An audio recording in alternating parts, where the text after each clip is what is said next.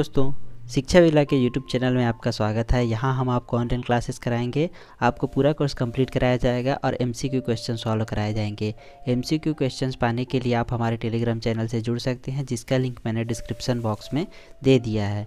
यदि आप सीजीपीएससी, व्यापम, सीजीएसीएफ या किसी भी प्रकार के छत्तीसगढ़ के व्यावसायिक परीक्षाओं की तैयारी कर रहे हैं तो आप हमारे चैनल के टेलीग्राम चैनल से ज़रूर जुड़ें, क्योंकि वहाँ पर प्रतिदिन क्विज का आयोजन किया जाता है। तो चलिए आगे बढ़ते हैं आज के टॉपिक की ओर, जो है सविनय अवज्ञा आंदोलन के बाद छत्तीसगढ़ में होने वाले राजनीतिक घटनाक्रम के संबंध में।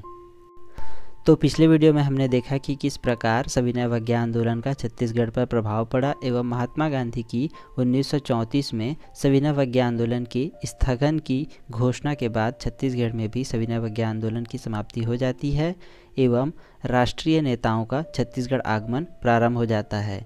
तो डॉक्टर राजेंद्र प्रसाद दिसंबर 1935 को आए थे। वे रायपुर में शिक्षकों के वार्षिक सम्मेलन को उद्घाटित और संबोधित करने आए थे। यह राष्ट्रीय नेताओं के आगमन में डॉक्टर राजेंद्र प्रसाद का पहला छत्तीसगढ़ आगमन था। ठीक है। सन 1936 में पंडित जवाहरलाल नेहरू आए थे। ये रायपुर के जिला काउंसिल की 7वीं वार्षिक शैक्षणिक सम्मेलन को संबोधित करने के लिए आए थे। तो याद रखिएगा, डॉक्टर राजेंद्र प्रसाद 1935 को और पंडित जवाहरलाल नेहरू 1936 को छत्तीसगढ़ आए थे। चलिए अब देख लेते हैं प्रांतीय विधानसभा चुनाव को, जो कि फरवरी 1937 में हुआ था। तो जैसा कि हम जानते हैं, भारत शासन अधिनियम 1935 के तहत प्रांतों को स्वायत्तता प्रदान कर दी गई थी और उन्हें चुनाव के लिए छत्तीसगढ़ क्षेत्र में 8 निर्वाचन क्षेत्र बनाए गए थे, जिनमें 7 स्थानों पर कांग्रेस के प्रत्याशी विजित हुए एवं 1 स्थान पर केवल स्वतंत्र प्रत्याशी निर्वाचित हुए थे। तो चलिए देख लेते हैं उन 7 निर्वाचन क्षेत्रों को जिन पर कांग्रेस विजित हुई थी। तो मुंगेली एक निर्वाचन क्षेत्र था जिसमें राम गोपाल तिवारी विजित हुए थे और ये कांग्रेस दल के थे। इसी तरह कटघोरा निर्वाचन क्षेत्र से अमर सिंह सहगल जीते थे। जांजगीर क्षेत्र से बैरिस्टर छेदीलाल जीते थे। रायपुर से ठाकुर प्यारेलाल सिंह जीते थे। सरायपाली से पंडित रविशंकर शुक्ल, धरसींवा से डॉक्टर खूबचंद बघेल और महासमुंद से तामस्कर वकील जीते थे। ये सभी 7 प्रत्याशी भारतीय राष्ट्रीय कांग्रेस के सदस्य थे। ठीक है, मैं फिर से इनका नाम रिपीट कर देता हूँ। मुंगेली से राम गोपाल तिवारी, कटघोरा से अमर सिंह सहगल, जांजगीर से बैरिस्टर छेदीलाल, रायपुर से ठाकुर प्यारेलाल, सरायपाली से पंडित रविशंकर शुक्ल, धरसींवा से डॉक्टर खूबचंद बघेल और महासमुंद से तामस्कर वकील जीते थे। इसके बाद देख लेते हैं वह क्षेत्र जहाँ से कांग्रेस की हार हुई थी, और वह एकमात्र क्षेत्र था बिलासपुर का। बिलासपुर में कांग्रेस के प्रत्याशी थे कुंज बिहारी अग्निहोत्री, जिन्हें ई राघवेंद्र राव के द्वारा पराजित किया गया था। ई राघवेंद्र राव स्वतंत्र दल के द्वारा सरकार बनाई गई थी, परंतु यह अल्पमत वाली सरकार 3 माह ही चली और जुलाई 1937 को इसने त्यागपत्र दे दिया। तो यहाँ पर आप देखेंगे कि 8 निर्वाचन क्षेत्रों में से 7 में कांग्रेस जीती थी। केवल एक ही वह क्षेत्र था बिलासपुर का, जहाँ पर ई राघवेंद्र राव की स्वतंत्र जो दल थी वह विजित हुई थी, परंतु यह स्वतंत्र दल सरकार बनाने में इसलिए सफल हो सकी क्योंकि कांग्रेस के प्रत्याशी यह चाहते थे कि गवर्नर अपने विशेषाधिकारों का प्रयोग न करें, परंतु गवर्नर ने अपने विशेषाधिकारों का प्रयोग किया एवं स्वतंत्र दल को सरकार बनाने के लिए आमंत्रित किया, जिस पर अल्पमत वाली सरकार बनी ई राघवेंद्र राव की अध्यक्षता वाली। परंतु यह 3 माह ही चली और जुलाई 1937 को इन्होंने त्यागपत्र दे दिया, जिस पर 15 जुलाई 1937 को मध्य प्रांत में प्रथम कांग्रेस मंत्रिमंडल का पदधारण हुआ, यानी कि 15 जुलाई 1937 को कांग्रेस की सरकार बन जाती है। इसके जो मुख्यमंत्री रहते हैं वे रहते हैं डॉक्टर नारायण भास्कर खरे एवं पंडित रविशंकर शुक्ल को शिक्षा विभाग दिया जाता है। यह 2 विभाग आप याद रखिएगा, इसके अतिरिक्त और भी विभाग होते हैं परंतु वह उतना इम्पोर्टेंट नहीं है। तो मुख्यमंत्री रहते हैं नारायण भास्कर खरे और शिक्षा विभाग मिलता है पंडित रविशंकर शुक्ल को। इसके बाद देखते हैं मध्य प्रांत की विधानसभा के अध्यक्ष कौन होते हैं। तो मध्य प्रांत की विधानसभा के अध्यक्ष होते हैं दुर्ग जिले के नेता घनश्याम सिंह गुप्त। तो याद रखिएगा, मध्य प्रांत के प्रथम विधानसभा अध्यक्ष रहते हैं घनश्याम सिंह गुप्त। इन्हें मध्य प्रांत का विधान पुरुष भी कहा जाता है। ठीक है। इसके बाद आगे बढ़ते हैं और देखते हैं एक योजना जो कि एग्ज़ाम में पूछा गया था, जिसे विद्या मंदिर योजना के नाम से जाना जाता है। यह इसी सरकार के द्वारा लागू की गई थी 1937 में। तो याद रखिएगा, विद्या मंदिर योजना 1937 को लागू किया गया था। इसके बाद 23 जुलाई 1938 को डॉक्टर खरे ने शारीरिक अस्वस्थता के कारण मंत्रिमंडल से इस्तीफा दे दिया और यह सरकार गिर जाती है। जिसके बाद 29 जुलाई 1938 को पंडित रविशंकर शुक्ल की अध्यक्षता में यानी कि नेतृत्व में मंत्रिमंडल का गठन होता है, जिसमें मुख्यमंत्री होते हैं पंडित रविशंकर शुक्ल एवं अन्य मंत्रियों की नियुक्ति की जाती है। उसके बाद हम देखते हैं 23 अक्टूबर 1940 को कांग्रेस कार्य समिति ने सभी प्रांतों के कांग्रेस मंत्रिमंडल से अपना त्याग पत्र देने का आग्रह किया। ऐसा कांग्रेस इसलिए करती है क्योंकि 1939 में प्रारंभ हुए द्वितीय विश्व युद्ध में अंग्रेजों के द्वारा अपने उपनिवेश भारत को जर्मनी के विरुद्ध में जबरदस्ती धकेला जाता है एवं यहाँ के स्थानीय नेताओं से अनुमति या किसी भी प्रकार का विचार विमर्श नहीं किया जाता है, जिसके कारण कांग्रेस कार्य समिति यह निर्णय लेती है कि प्रांतों में जितनी भी कांग्रेस मंत्रिमंडल की सरकारें होंगी उनके द्वारा इस्तीफा दे दिया जाएगा। तो इसी क्रम में 10 नवंबर 1944 को पंडित रविशंकर शुक्ल के द्वारा गवर्नर को इस्तीफा दे दिया जाता है एवं कांग्रेस के द्वारा सरकार के इस निर्णय का विरोध किया जाता है। यह तो हो गई कांग्रेस के प्रांतीय चुनाव से संबंधित बातें। अब आगे चलते हैं और एक बेगार 2 जंगल सत्याग्रहों को जो कि छत्तीसगढ़ में हुए थे।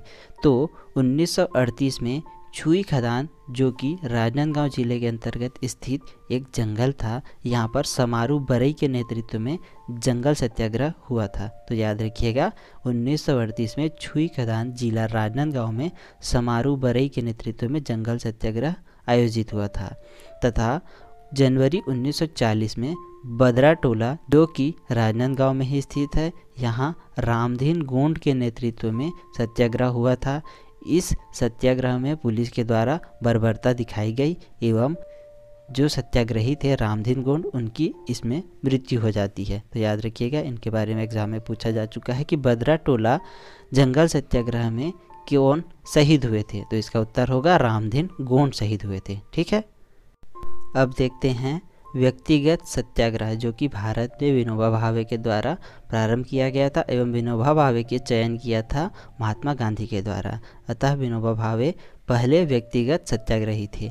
व्यक्तिगत सत्याग्रह का प्रसार छत्तीसगढ़ में भी होता है एवं छत्तीसगढ़ के बिलासपुर में सैकड़ों लोगों के द्वारा इस सत्याग्रह में हिस्सा लिया जाता है।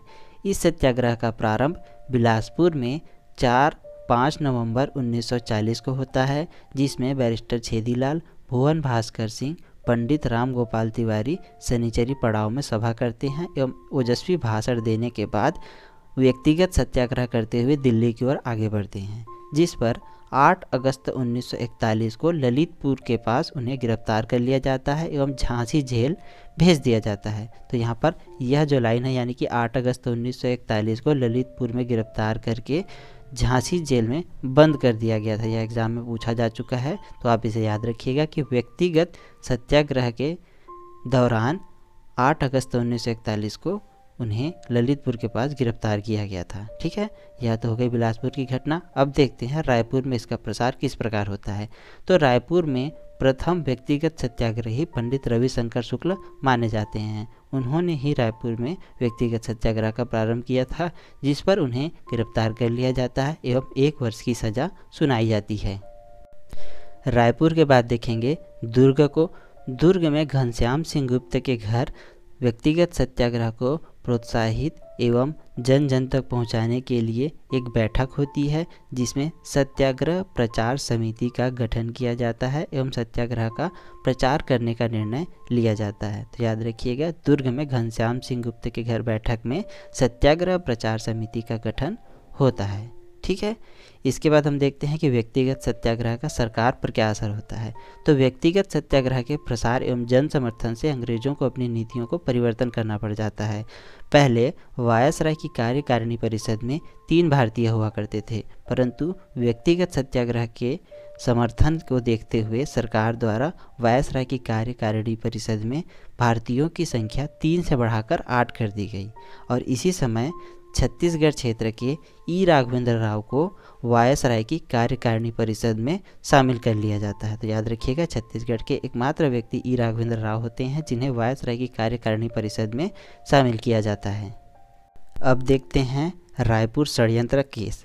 छत्तीसगढ़ में यह एक क्रांतिकारी घटना को अंजाम देने के लिए षड्यंत्र बनाया जाता है जो कि पूर्णतः सफल नहीं होता है। इसके पीछे की स्टोरी यह होती है कि भारतीय क्रांतिकारी नवयुवकों को देखकर, जैसे कि भगत सिंह, प्रफुल्ल चाकी, चंद्रशेखर आज़ाद, बटुकेश्वर दत्त, रामप्रसाद बिस्मिल इत्यादि क्रांतिकारियों को देखकर यहाँ के युवकों में भी क्रांति की अलख जग जाती है एवं यह भी कुछ काकोरी षड्यंत्र अथवा दिल्ली बम कांड की तरह घटना को अंजाम देना चाहते थे। इनमें प्रमुख रूप से परसराम सोनी, कुंज बिहारी चौबे, दशरथ चौबे, सुधीर मुखर्जी और क्रांति कुमार भारतीय होते हैं। इन युवकों के नाम याद रखिएगा, परसराम सोनी, कुंज बिहारी चौबे, दशरथ चौबे, सुधीर मुखर्जी और क्रांति कुमार भारतीय। ये सभी युवक जो होते हैं वो रायपुर क्षेत्र के होते हैं और इनका नेतृत्व करते हैं रायपुर के ही अवधिया पारा के युवक परसराम सोनी। तो याद रखिएगा, रायपुर षड्यंत्र केस के मुख्य जो आरोपी होंगे वे भी परसराम सोनी ही होंगे। ठीक है, तो परसराम सोनी विभिन्न अपने मित्रों और सहयोगियों की सहायता से लेटर बम, रिवॉल्वर, बम इत्यादि बनाने का प्रयास करते हैं और वे इसमें सफल भी होते हैं। परंतु इस घटना को अंजाम देने के पूर्व ही एक मुखबिर शिवनंदन शास्त्री के द्वारा इस षड्यंत्र के बारे में अंग्रेज़ों को जानकारी दे दी जाती है और वे गिरफ्तार कर लिए जाते हैं, जिस पर गिरीलाल, परसराम सोनी, कुंज बिहारी चौबे, दशरथ चौबे, सुधीर मुखर्जी और क्रांति कुमार भारतीय को अभियुक्त बनाकर बंदी बनाया जाता है। के विरुद्ध आरोप पत्र दाखिल किया जाता है। तो याद रखिएगा, रायपुर षड्यंत्र केस के जो मुख्य आरोपी होते हैं वे होते हैं गिरीलाल, परसराम सोनी, कुंज बिहारी चौबे, दशरथ चौबे, सुधीर मुखर्जी और क्रांति कुमार भारतीय। इन षड्यंत्रकारियों को सरकार के द्वारा जेल में डाल दिया जाता है, परंतु भारत की स्वतंत्रता के पश्चात पंडित रविशंकर शुक्ल के प्रयासों से इन्हें रिहा कर दिया जाता है। तो यह हो गई रायपुर षड्यंत्र केस। इसी के साथ आज का हमारे वीडियो समाप्त करते हैं। अगर आपको हमारी वीडियो अच्छी लगी तो हमारी वीडियो को लाइक कीजिए, शेयर कीजिए और हमारे चैनल को सब्सक्राइब करके नोटिफिकेशन पाने के लिए बेल का आइकन ज़रूर दबाएं। Thank you.